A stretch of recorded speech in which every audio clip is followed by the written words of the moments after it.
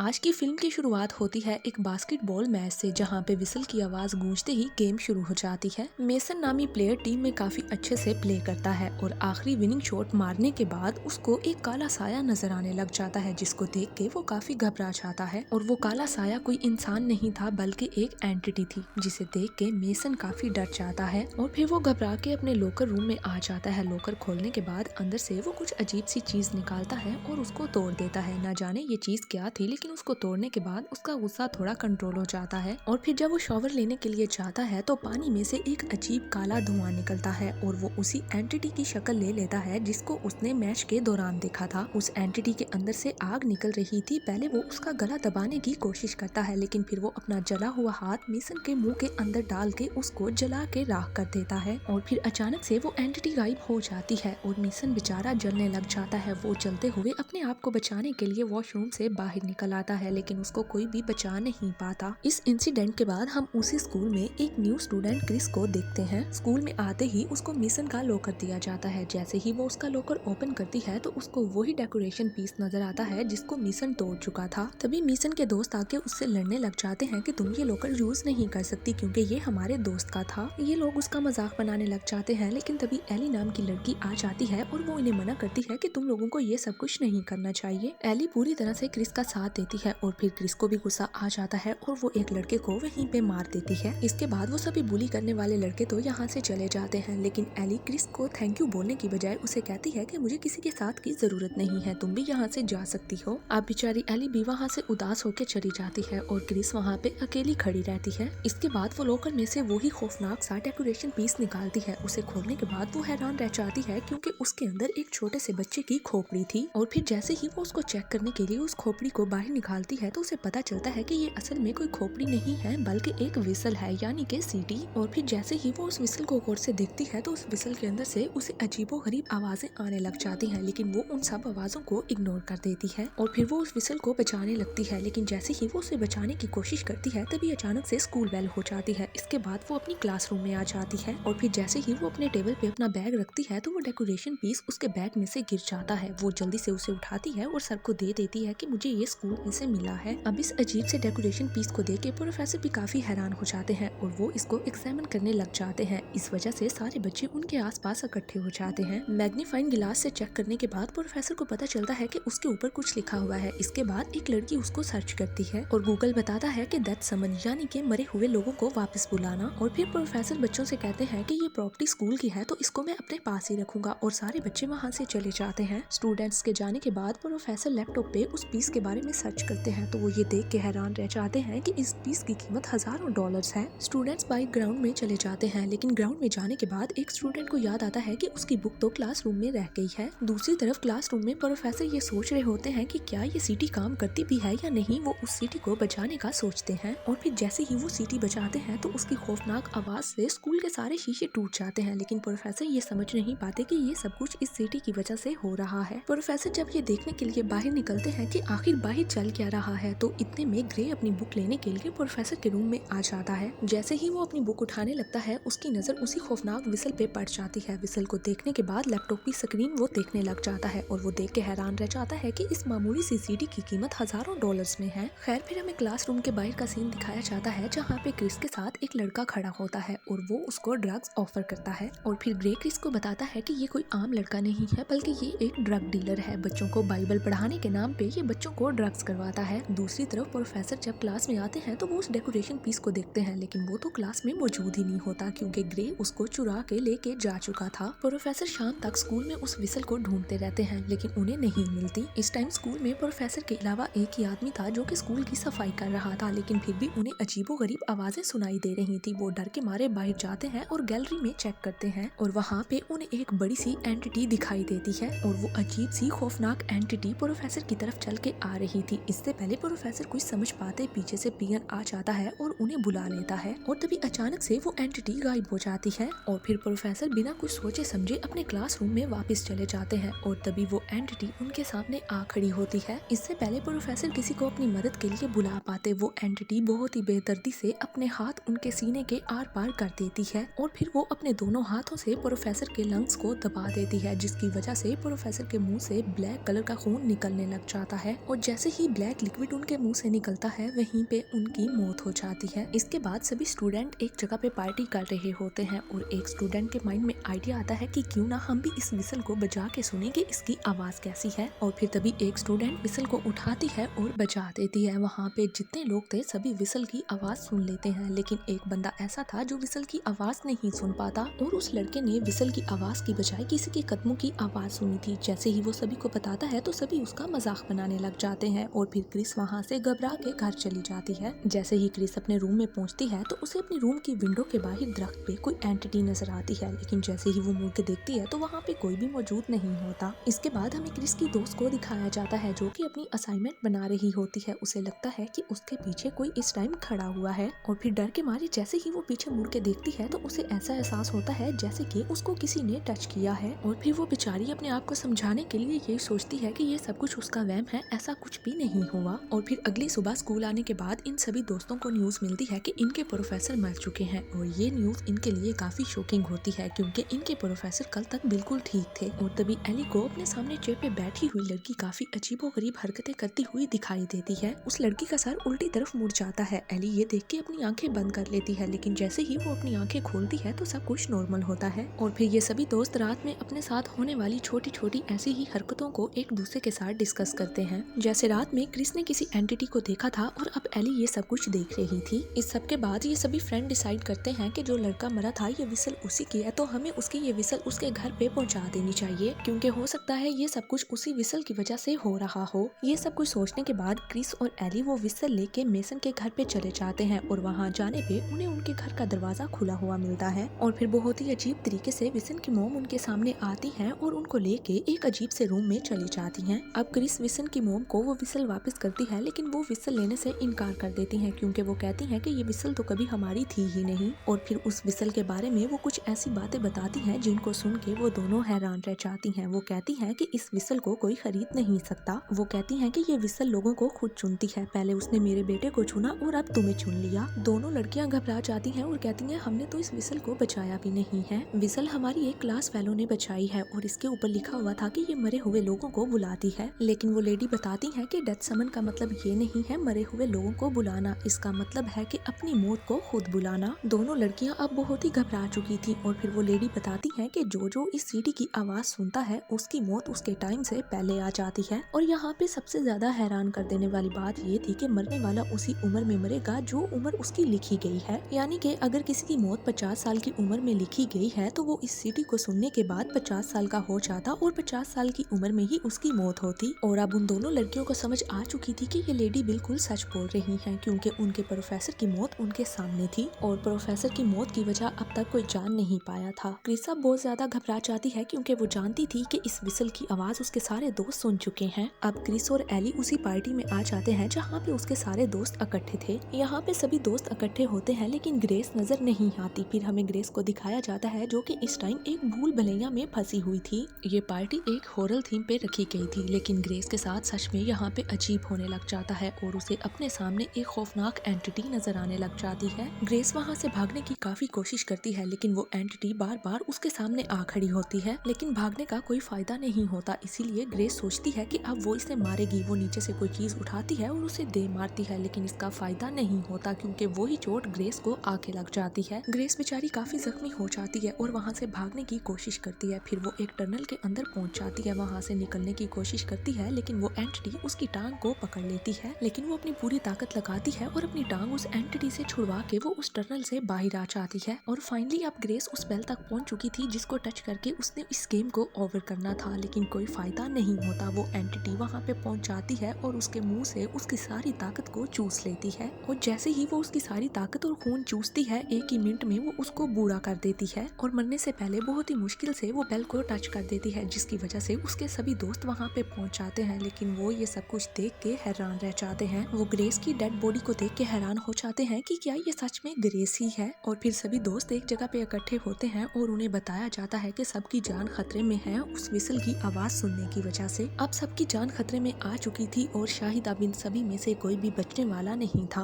और अब इन सभी दोस्तों को बारी बारी अपनी मौत को खुद ही गले लगाना था। अगले दिन ये सभी दोस्त मिलके मेसन की मोम के घर जाते हैं जिनकी हालत काफी खराब होती है और अब वो मरने वाली थी। वो बताती हैं कि तुम लोगों की मौत को रोका तो नहीं जा सकता, लेकिन उसका रास्ता जरूर बदला जा सकता है। यानी कि मौत तुम लोग किसी और पे ट्रांसफर कर सकते हो अगर कोई और उसे एज अ सैक्रिफाइस कबूल कर ले तो। अब फिर से दोनों लड़कियां काफी परेशान हो जाती हैं और दोनों को कुछ समझ नहीं आती कि अब उन्हें आगे क्या करना है, कैसे अपने आप को इस खौफनाक मौत से बचाना है। इसके बाद हमें डीन दिखाया जाता है जो कि काफी डर के बैठा होता है और अचानक से उसका दरवाजा खुलता है और एक हाथ आता है। डीन चेयर उठा के उस हाथ के ऊपर मारता है जिसकी वजह से वो जख्मी हो जाता है। दरवाजे के दूसरी तरफ हाथ जख्मी हो जाता है और पूरा दरवाजा खून से भर जाता है। इसके बाद डीन जल्दी से दरवाजे के आगे फर्नीचर रख के उसको बंद कर देता है, लेकिन वो कोई इंसान तो था नहीं जो दरवाजे से रुक जाता। उसकी वार्डरोब में से एक हाथ निकलता है और वो उसी एंटिटी का हाथ होता है जो कि उसको चीर फाड़ के रख देता है। उसके चीखने की आवाजें सुन के उसके पेरेंट्स अंदर आते हैं, लेकिन तब तक शायद सब कुछ खत्म हो चुका था और वो अपने बेटे का ये हाल देख के बिल्कुल टूट जाते हैं। और इसी तरह इनके एक और दोस्त की भी मौत हो जाती है। पहले उसका एक बाजू पूरी तरह से टुकड़े टुकड़े हो जाता है और इसके बाद उसकी पूरी बॉडी क्रश हो जाती है जैसे कि किसी ट्रेन ने उसे कुचल दिया हो।